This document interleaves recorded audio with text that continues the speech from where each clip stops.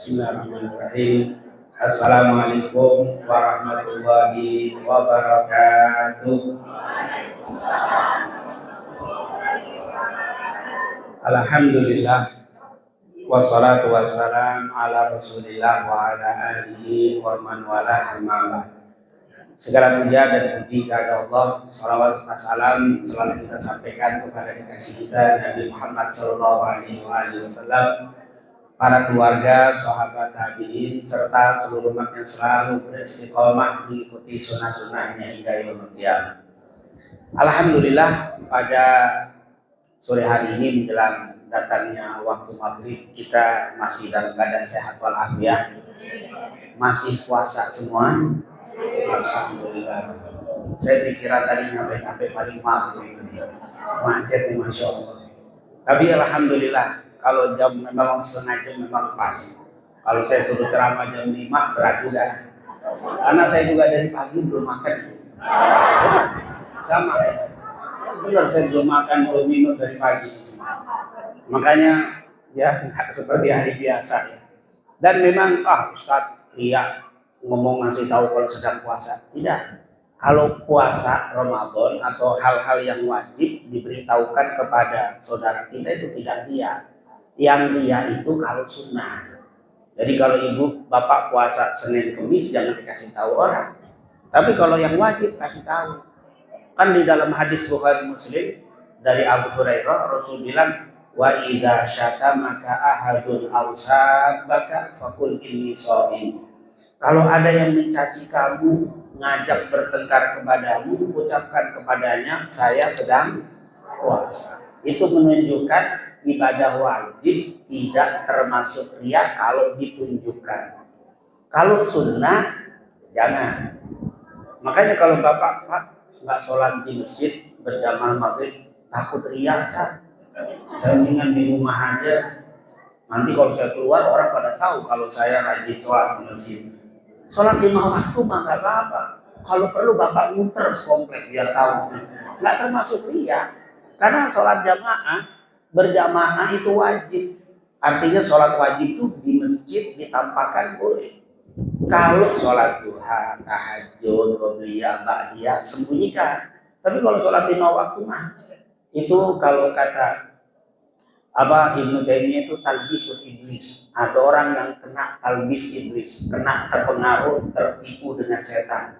Seakan-akan benar, nggak mau ke masjid, takut riya, padahal salah. Kalau wajib mah silakan. Zakat, nanti bapak mengeluarkan zakat, umumkan kepada jamaah. Saya akan mengeluarkan zakat. Jam sekian, silakan datang. Orang pada datang, mau di video itu nggak ada masalah. Karena zakat wajib. Tapi kalau sedekah sembunyi-sembunyi, sedekatus sir, sedekah sembunyi-sembunyi, tudfi'u ghadabir rabb, meredakan murkanya Allah. Tapi kalau yang wajib silakan. Haji nggak apa-apa dipanggil haji, tapi kalau umroh mah nggak usah dipanggil umroh ya, karena bukan wajib. Tapi kalau wajib haji nggak apa-apa, gua haji kan wajib. Wajib itu hal nggak masuk riya. Begitu juga puasa. Seandainya bapak sekarang pura-pura lemes, kenapa pak? Lagi puasa. Riya enggak bakal ada yang muji. Dalam Islam tidak ada yang berhak dipuji kalau melakukan kewajiban. Wajar, nama juga kewajiban.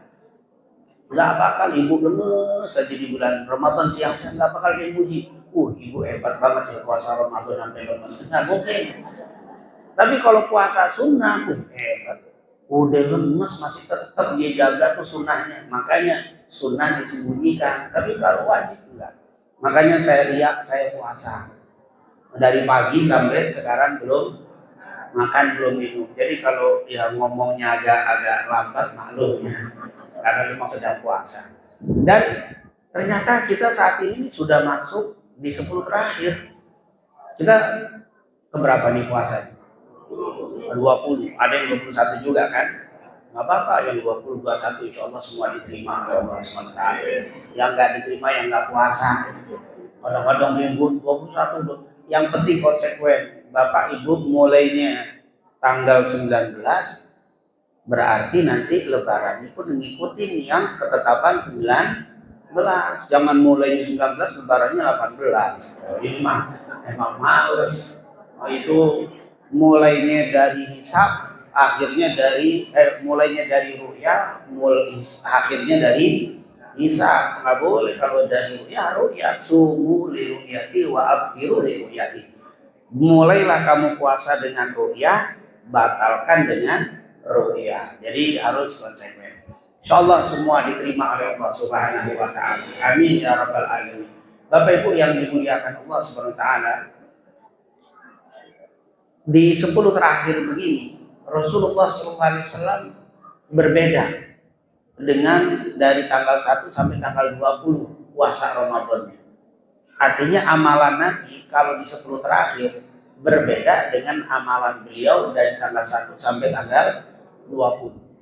Karena kita masuk di tanggal 10 terakhir, maka kita ingin melihat bagaimana Rasulullah SAW di 10 terakhir bulan Ramadan.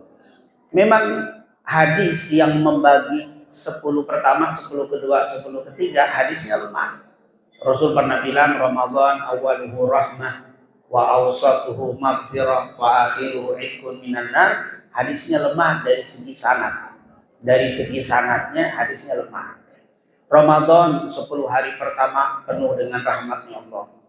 Ramadan di 10 hari kedua penuh dengan ampunan Allah. Ramadan di 10 terakhir penuh dengan pembebasan dari api nerakanya Allah. Sanad hadis ini lemah. Tapi kata ulama memang syariat itu selalu membagi bulan itu dengan 3. 10 hari pertama, kedua, ketiga, begitu. Makanya nanti ketika kita masuk di bulan Dzulhijjah ada namanya yaitu al-ashr atau al-ushur. Ma min ayyamin afdalu, kata Rasul, tidak ada hari-hari yang lebih afdal daripada min ayyamil ushur, daripada 10 hari pertama di bulan Dzulhijjah. Nanti ada 10 hari pertama, 10 hari kedua, 10 hari ketiga. Ramadan juga begitu, 10 hari pertama, 10 hari kedua, 10 hari ketiga. Jadi pembagian 10-10. Makanya nanti ada pembahasan itu. 10 hari pertama bulan Dzulhijjah lebih afdal mana dengan 10 hari terakhir bulan Ramadan. Jadi hadisnya lemah, tetapi maknanya itu banyak di dalam syariat pembagian 10-10-10. Nah, kita masuk di 10 terakhir. Apa yang dilakukan Nabi? Ternyata Nabi punya amalan berbeda dengan 10 hari pertama dan kedua. Apa bedanya? Coba kita bahas secara singkat. Sebenarnya pembahasan ini panjang karena saya tahu kita lagi puasa semua, apalagi udah mau berbuka nih. Kayaknya lagi sambil mendengar sedikit aja kalimat Allah Akbar itu udah paling ditunggu itu, saudara. Itu kalau ada kadang-kadang husnudonnya kita tinggi nih kadang-kadang. Dengar nih kayaknya azan aja. Tapi mesti hati-hati Bapak Ibu. Kalau kita salah berbuka, belum Allah berazan, bingung aja. Hormat akhirnya ternyata marjan, iklan atau sarung. Maka Bapak Ibu puasanya batal. Jadi harus hati-hati tuh untuk apa? Berkaitan dengan maghrib. Lebih baik lewat daripada masih ini sudah azan apa belum. Kalau ragu begitu belum. Tapi kalau sudah masuk jangan ditunda, segerakan. Karena memang Rasulullah bilang la yazalu ummati bi khairin ma'ajjalul fitr. Umatku itu akan selalu menjadi baik kalau mensegerakan berbuka. Tapi jangan segerakan sebelum waktu, batal kita. Dan kalau kita diam nih, nunggu, perasaan lama tuh maghrib. Benar nggak? Lama kalau ditunggu, coba deh saya tutup wabillahi taufik. Bapak sambil nunggu azan dia menunggu apa kelamaan bapak nunggu.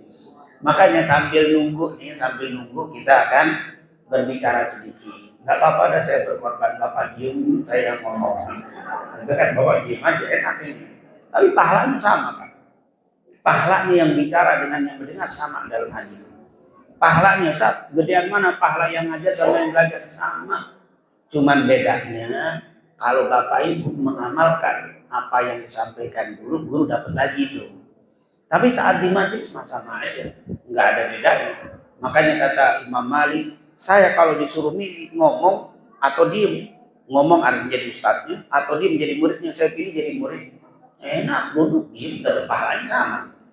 Kan enak kan, apalagi puasa lebih enak lagi.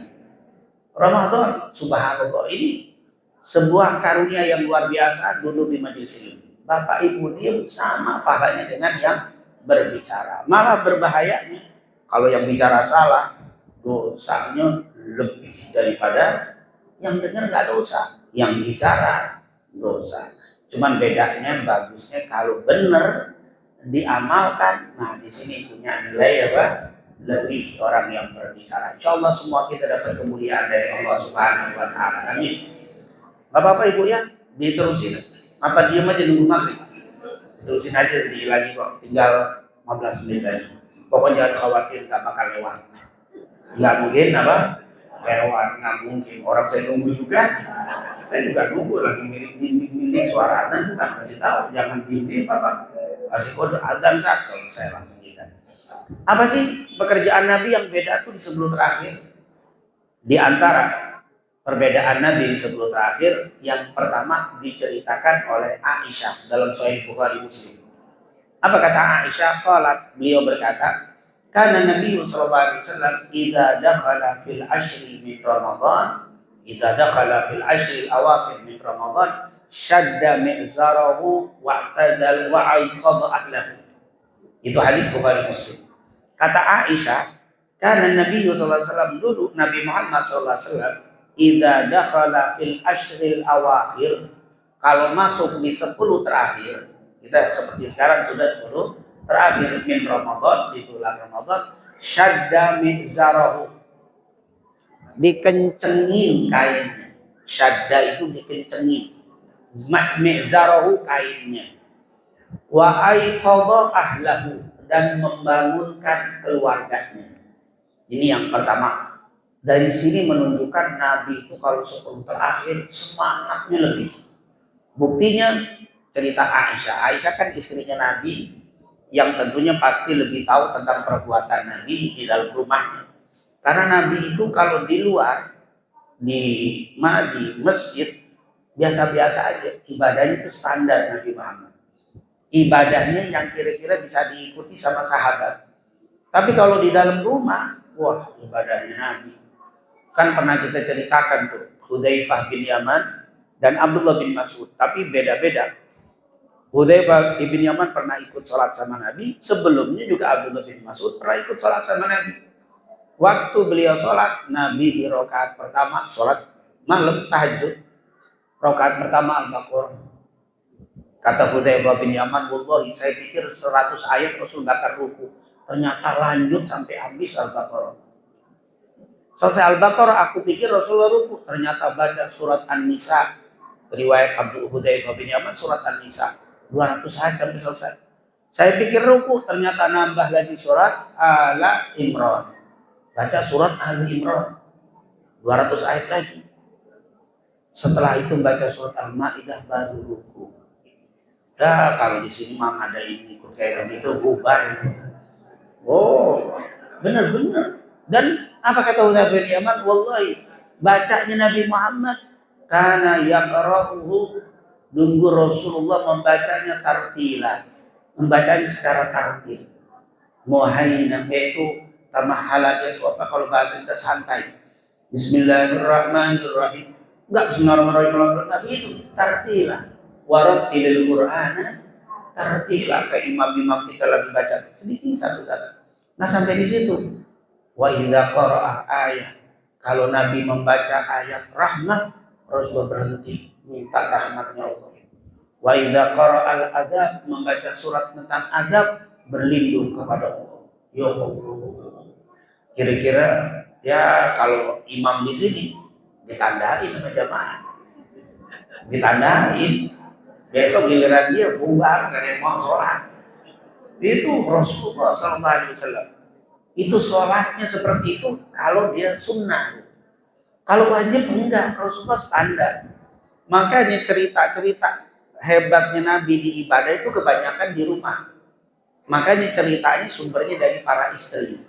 Ahlul bait adra bima fi. Orang yang di dalam rumah pasti lebih tahu tentang perbuatan Nabi yang di dalam rumah. Apa kata Aisyah? Rasulullah kalau masuk 10 terakhir syadda mizarahu, dikencengin kainnya.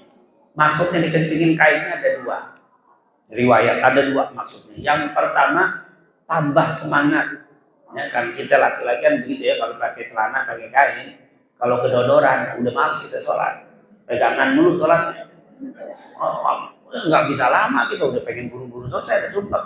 Atau kalau kita mau lari, sepatu dikencengin dulu, kain celana dikenceng, mau lari kenceng. Begitulah artinya semangat itu Rasulullah SAW begitu nambah kalau masuk 10 terakhir. Itu namanya syadda mi'zarahu, diikat, dikencengin kainnya.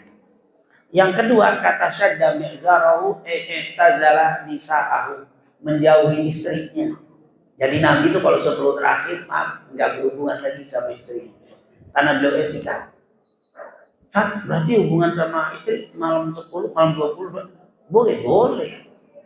Enggak haram, enggak. Nabi enggak. Kenapa? Karena Nabi di 10 terakhir nanti ada amalan etika. Tapi 1 sampai 10 Nabi berhubungan. Makanya ayat ini dimulai masalah etika itu diawali dengan uhilla lakum lailatas siyami rafathu ila nisaikum hunna libasul lakum wa antum libasul lahunna. Istrimu adalah pakaianmu, suamimu adalah pakaianmu. Disebutkan di malam bulan Ramadan diperbolehkan. Wala tubashiruhunna wa antum aqifuna fil masajid. Tapi jangan didekati mereka saat kamu iktikaf. Nabi 10 terakhir itu menjauhi istrinya. Yang kedua, wa aiqadha ahlahu. Nabi membangunkan keluarganya. Nabi itu kalau dari tanggal 1 sampai tanggal 20 bangun sholat tarawihnya kan, Nabi habis sholat isya pulang, habis sholat isya zikir, pulang sholat ba'diyah, ngobrol sedikit sama istrinya terus tidur. Sepertiga malam, setengah 12, Rasulullah misalkan bangun sholat sampai subuh. Itu biasa Rasulullah sholat. Rasulullah nggak pernah sholat tarawih habis sholat isya langsung sholat bareng-bareng sampai sebulan penuh, nggak pernah. Rasulullah pernah sholat tarawih berjamaah cuma 3 malam. Itu pun dilakukan di tengah malam. Nggak pernah sholat isya langsung tarawih, nggak pernah. Tapi kita kok begitu? Itu menurut 4 madhab. Menurut 4 madhab tarawih afdolnya ba'da isya langsung. Kenapa? Karena ngeliat zaman sekarang beda dengan zaman dulu. Coba assalam ngomong, Bapak Ibu habis sholat isya kita pulang dulu ya. Nanti setengah 12 kita datang ke masjid, kita sholat tarawih. Kira-kira bagaimana? Oh no. Kenapa Pak Ustadz ngomong begitu? Kita ngikutin di masa Nabi. Karena masa Rasul begitu caranya. Kalau dia datang, jangankan jamaah satu waktu tiduran, kelewat juga nunggu sepertiga bangun susah. Apalagi bukanya banyak, lewat tidurnya berat. Makanya kata Umar bin Khattab, waktu ngumpulin sholat tarawih ba'da isya. Jadi zaman Nabi cuma 3 malam, Nabi seumur hidupnya sholat tarawih cuma 3 malam berjamaah. Itu pun dilakukan tengah malam. Selebihnya Rasulullah itu 9 kali mendapati Ramadan. Rasulullah 9 tahun ketemu Ramadan, nggak pernah tarawih berjamaah kecuali 3 hari. Di zaman Rasul meninggal, Abu Bakar jadi khalifah 3 tahun, nggak ada tarawih berjamaah. Umar bin Khattab jadi khalifah, punya ide, kayaknya nggak enak nih orang pada sholat masing-masing. Udahlah, Umar bin Khattab, ayo Bapak Ibu, besok jangan ada yang sholat sendiri-sendiri, besok sholatnya berjamaah. Habis sholat isya, langsung disuruh berjamaah. Ditunjuk Ubay bin Ka'ab, sahabat Nabi. Ubay, kamu jadi imam karena suaranya enak. Akhirnya Ubay sholat jadi imam tarawih. Waktu itu pertama rakaat sholatnya 1 rakaat 200 ayat. 1 rakaat berapa? 200 ayat pertama. Karena Nabi kan hampir 600 sampai 800, sahabat dibikin 200. Waktu ngelihat mereka pada berjamaah, apa kata Umar bin Khattab? Ni'mal bid'ah hadhihi. Ini adalah perbuatan bid'ah yang paling bagus. Bid'ah kita di terawih habis isya, bid'ah sebenarnya. Kalau mau ngikutin Nabi harusnya apa? Tengah malam, dan nggak rutin setiap malam. Tapi Rasul bilang, Umar bin Khattab, ni'mal bid'ah hadi, ini adalah bid'ah yang paling bagus. Walladzina yanamun khairun mimman alladzina yaqumun. Kata Umar bin Khattab, walladzina yanamun, dan yang tidur khairun, lebih baik daripada yang bangun. Jadi yang tidur lebih bagus daripada yang sholat. Maksudnya yang habis sholat isya langsung sholat, kalah bagusnya dengan habis isya tidur dulu tengah malam baru apa? Sholat. Tapi di zaman sekarang empat mazhab menganjurkan habis isya langsung aja. Kenapa? Karena ngelihat model kita gak kayak sahabat. Kalau sahabat mah aman, sepertiga tetap bangun. Nah kalau kita innalillahi, tidur kita nggak mungkin dapat, makanya disuruh begitu. Tapi beda di 10 terakhir, Rasulullah waktu sholat di 10 hari pertama sampai 20 sholat dulu, tengah malam sekitar 1 jam 2 jam mau subuh dibangunin istri, sholat apa cucunya Hasan Husin, anaknya Fatimah Ali, sholat. Tapi Rasulullah sholat dulu dari setengah 12 sholat, setengah 12, setengah 1, setengah 2, setengah 3 bangunin keluarga sholat subuh bareng, witir sampai habis selesai bareng. Tapi kalau di 10 terakhir baru Rasulullah bangun sepertiga malam, udah dibangun semua keluarganya. Kan biasanya Rasul dulu sholat, Rasulullah dulu ibadah 1-2 jam sebelum subuh baru dibangunin keluarga. Tapi di 10 terakhir dari awal Rasul bangun dibangunin semua keluarganya. Ini menunjukkan bedanya Rasul di 10 terakhir. Artinya apa? Rasul ngajak kita 10 terakhir itu begadangnya banyakkan. Kalau bisa bukan cuma kita, juga para anak dan istri bangun untuk hidupin malam di bulan Ramadan di 10 terakhir. Kalau siangnya Bapak Ibu sama, karena istimewanya 10 terakhir itu di malam bukan di siang. Kalau siang mah dari 1 sampai 30 nggak ada bedanya. Tapi kalau malam itu yang bikin beda. Makanya kalau kita ke Mekah di 10 terakhir, wah ampun deh, maghrib kita mau ke masjid udah gak dapat tempat. Harus sebelum maghrib ngetekin sampai apa? Penuh 10 terakhir. Malam itu gak ada yang tidur, jarang yang tidur malam. Siangnya baru tidur. Itulah Rasulullah SAW di 10 terakhir. Tambah semangat menjauhi istri, membangunkan keluarga. Yang kedua, Nabi melakukan iktikaf di 10 terakhir. Hadis Bukhari Muslim dari Aisyah, dari Abu Sa'id Al-Khudri, dari semua sahabat mengatakan, karena Nabi sallallahu alaihi wasallam ya'takifu fil ashril awakhir min Ramadan. Nabi Muhammad selalu melakukan iktikaf di 10 terakhir di bulan Ramadan.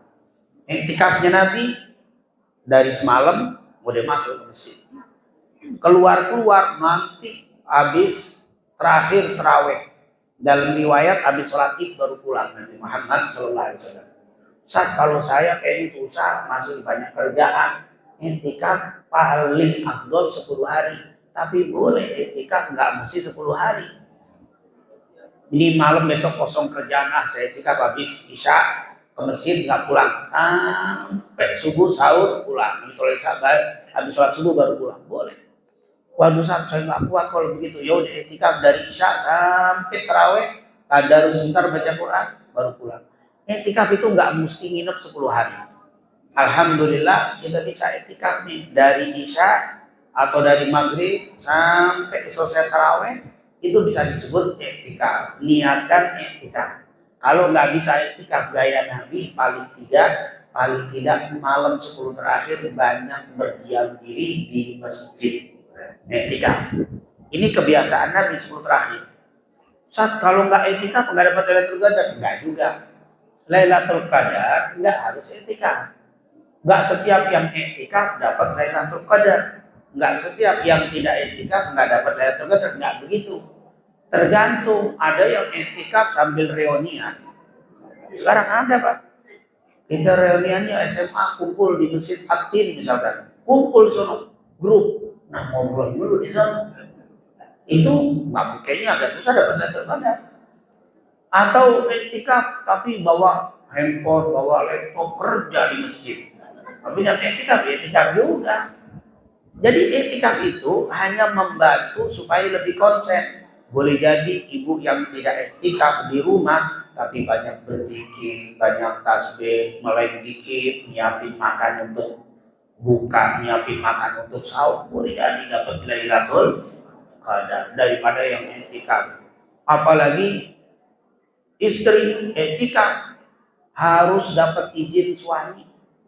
Tidak boleh ibu etikaf suami bangun malam bikin nasi goreng sendiri, ngopi sendiri.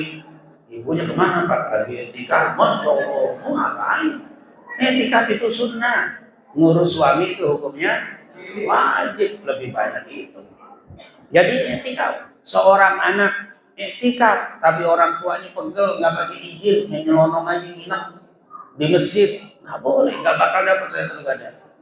Anak harus izin sama orang tua, istri harus izin harus sama suami. Kalau suami harus ngasih tahu sama istri, jangan hilang aja.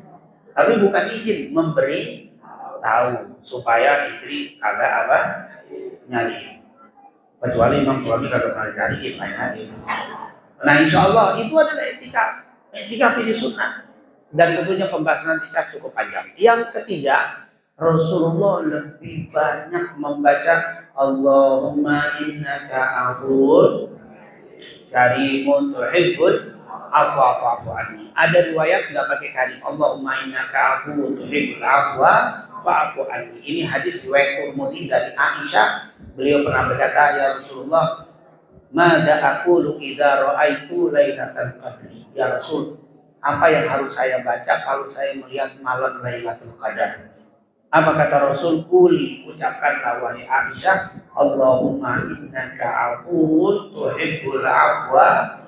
Ya Allah, Engkau adalah yang Maha Pemaaf, suka memberikan maaf, maafkan aku ya Allah. Itu adalah wirid yang dibaca di 10 terakhir. Jadi bapak, terutama ibu-ibu yang maaf lagi nggak sholat, lagi nggak puasa karena haid, nggak bisa baca Quran, nggak bisa sholat, banyakin baca Allahumma innaka afuwun karimun, boleh tuhibbul afwa. Bapak juga begitu, baca Quran capek duduk, Allahumma innaka afuwun karimun tuhibbul afwa, sebanyak-banyaknya.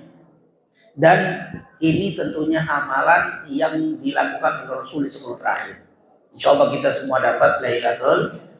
Dan masalah dapat Lailatul Qadar, kata ulama, Lailatul Qadar itu bonus Bapak Ibu. Jadi jangan berpikiran kalau nggak dapat Lailatul Qadar percuma, enggak. Lailatul Qadar itu bonus, bukan percuma. Kayak khusyuk itu adalah bonus, bukan berarti Bapak Ibu kalau sholat nggak khusyuk percuma, enggak. Tetap punya kemuliaan yang sangat luar biasa. Dan Lailatul Qadar tidak ada yang mengetahui kecuali Allah. Tapi kadang-kadang ada yang dikasih lihat. Ada hamba-hamba Allah kayak Aisyah ngomong tadi, ya Rasul, kalau saya melihat Lailatul Qadar, apa yang harus saya baca? Kok dia bilang kalau saya melihat? Berarti kata Rasulullah tidak mengingkari perkataan Aisyah. Berarti boleh jadi ada yang dikasih lihat. Tapi Bapak Ibu nggak usah nyari-nyari. Kira-kira lagi Qadar bukan malam, nggak usah. Kalau dia dapat, kalau nggak usah nyari.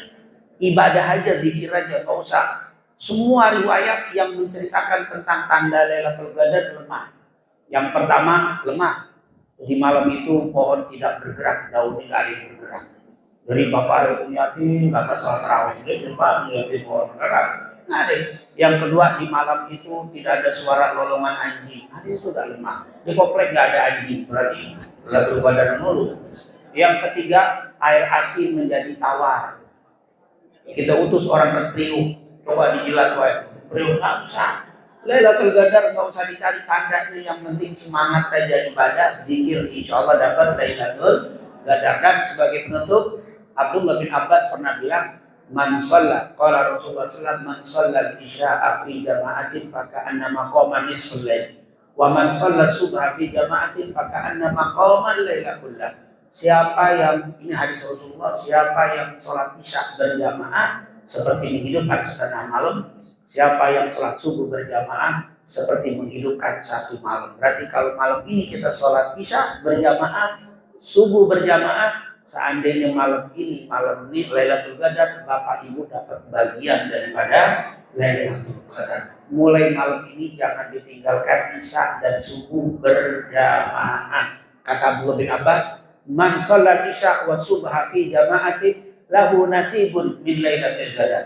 Siapa yang menjaga sholat isya dan subuhnya berjamaah, saya jamin dia dapat bagian daripada Lailatul Qadar. Semoga kita semuanya mendapatkan bagian Lailatul Qadar. Allahumma taqabbal siyamana wa qiyamana wa ruku'ana wa sujudana wa tadarru'ana wa qira'atana wa jami' ibadatina wa tamim taqsirana. Allahumma ya fariqal furqan wa munzilal Qur'an bil hikmati wal bayan. Barikillahumma lana fi syahri Ramadan. بارك اللهم لنا في شهر رمضان بارك اللهم لنا في شهر رمضان وأعدنا علينا سنين بعد سنين وأعواما بعد الأعوام برحمتك يا أرحم الراحمين ربنا تقبل منا إنك أنت السميع العليم وتب علينا إنك أنت التواب الرحيم وصلى الله على سيدنا محمد وعلى آله وصحبه وسلم والحمد لله رب العالمين. السلام عليكم ورحمة الله وبركاته.